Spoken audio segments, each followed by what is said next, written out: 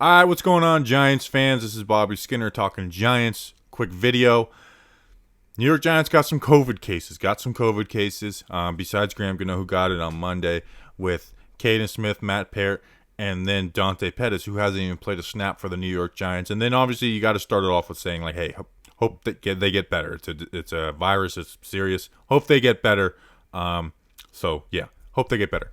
But let's talk about the football side of this. Kaden Smith, I think, is the biggest loss, and I mean, I don't think that's any hot take either. Pettis, obviously not, and Peart, who we have a lot of hope for, he hasn't been playing a ton. We'll get to him in a second, but Kaden Smith is like a really important player for this offense. I mean, by the way, if you're on Twitter, go follow at CLT_NY. He charts all types of stuff and personnel. He does a great job. I look at his stuff all the time. But the last 3 weeks, Kaden Smith has been playing 58% of the snaps, 53%, 57%, and then the week before 60%. So basically, he's playing 3 out of every 5 snaps on the field for the offense. Now, he's not being used like he was last year when Ingram was down. I mean, this season he only has 14 catches for 87 yards, which, he had games where he had more than that last season. Not catch-wise, but yards-wise.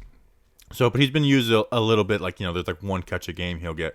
But they've really slid him into this H-back role, which is like a hybrid tight end fullback role. And they've been using him from the backside as like a lead blocker, and it's helped in the run game. And that's stuff we weren't really doing in the first couple of weeks.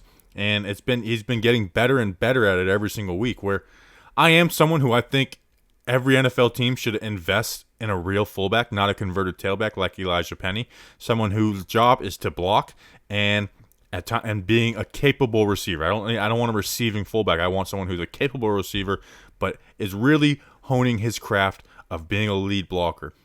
I think it changes what a team can do, the way teams game plan for you.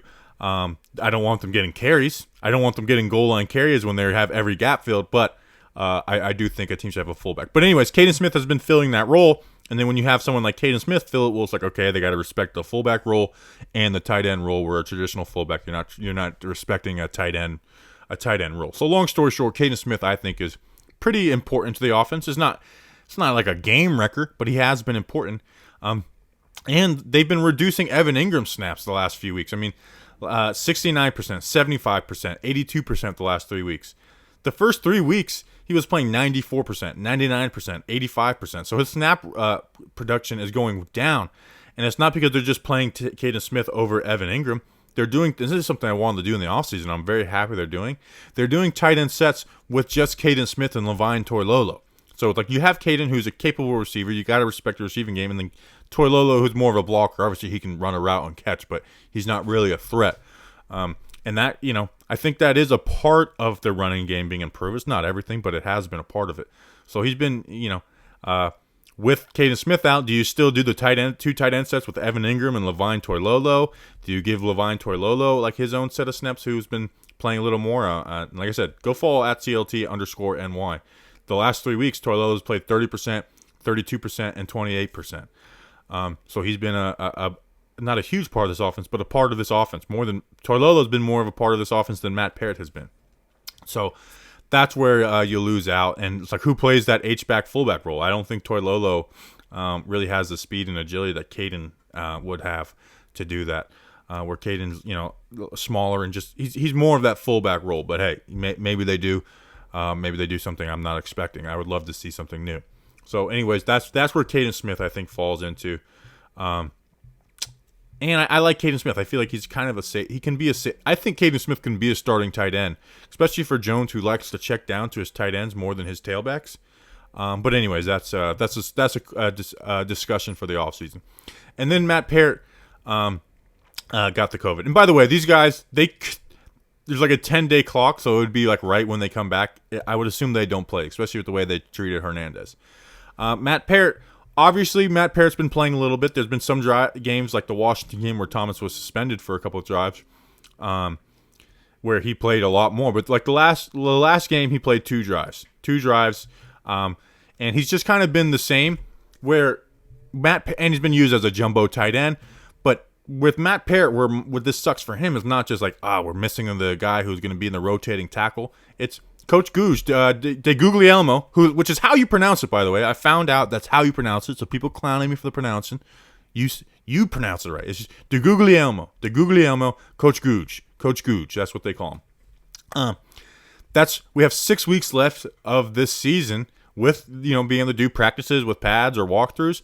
That's one less week out of this season where he gets to work with Coach Gooch. I think that's where the biggest setback is for Matt Peart. It's he doesn't get to practice with the new offensive line coach who we're all assuming is an upgrade.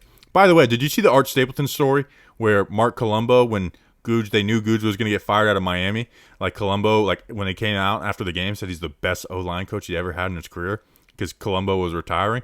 That's kind of crazy. It's kind of crazy how full circle that story has went. But anyways, it's one less week he gets to practice with him.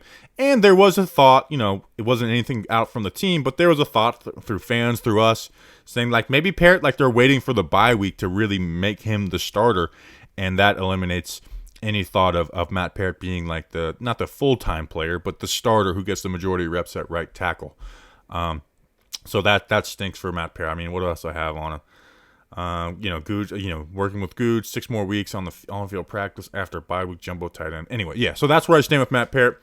And then Dante Pettis. Obviously, you're not going to cry about Dante Pettis not being out on the field, but we were excited. We brought him in for a reason. They did bring him in for a reason. I thought it'd be fun to see him at outside receiver with Shepard and the slate and see if teams respect the deep game a little more, play a little more 2 safety highs if we burnt them a couple times. But Austin Mack has been finding a decent role. He's not going to put up the Washington game numbers where he has 72 yards every game, but he's been finding, catches here and there after the first 3 weeks that he played where he had 1 catch for 1 yard. So he's finding himself a nice little role as outside receiver. But obviously, we want to keep Shep in the slot, and then having Tate on the field kind of pushes Shep outside. So it's where Pettis could have, kind of kept Tate off the field a little more. So that's where Pettis is. And, there's a thought that he could be the kick returner because, he did play kick returner in San Fran. So anyways, but, you're not going to cry about Pettis, although, we did bring him in for a reason. I was excited to see him versus Cincinnati. So anyways, enjoy your guys' weekend. Monday, we're doing a big trio of us, Entertainer and Mike Too Nice, where we spent 3 hours talking about this football team on each channel. So make sure to check that out on Monday. I'm sure we'll have some other stuff out before then. Enjoy your weekend, and let's go Big Blue. And don't get COVID. Don't do it. Do not get. If someone asks you to get COVID, to try COVID this weekend, don't do it. Subscribe, all that good stuff. Bye.